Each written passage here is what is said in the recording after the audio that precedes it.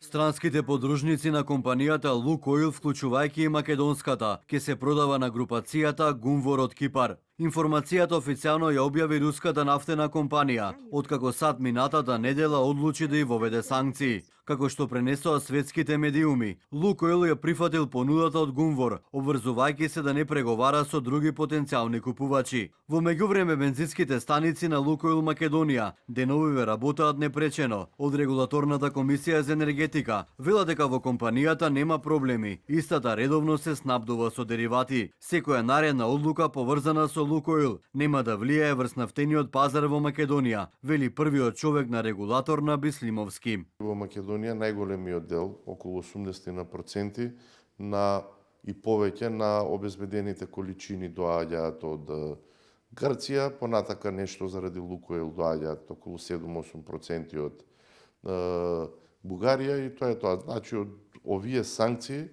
Македонија на ниту еден начин нема да биде погодена. И од владата за телевизија 24 велат дека не очекуваат американските санкции да имаат влијание врз снабдувањето со деривати, но глобално, како што посочуваат, може да има секундарен ефект со оглед дека се очекува пораст на берзанските цени.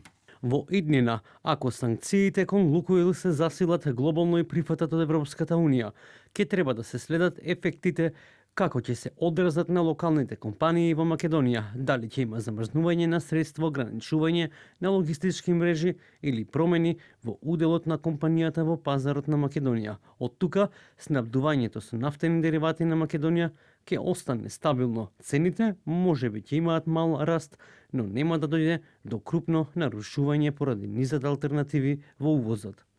Гунвор е компанија стара 25 години. Се смета за една од најблиските бизниси до Владимир Путин. Таа се здоби со популарност како најголем трговец со руска нафта во светот. Меѓу неговите акционери во тоа време беше и Геннади Тимченко, близок сојузник на Путин, кој го продаде својот удел во Гунвор, откако САД го таргетираа со санкции по анексијата на Крим на Русија во 2014 година. На 23 октомври САД објавија санкции против Лукойл и Роснефт, најголемите извозници на руска нафта. Лукойл во земјава е дел од Балканската меѓурегионална група на компании, врши продажба на големи и мало на деривати, а во Македонија присутна од 2005 година со над 40 бензински станици.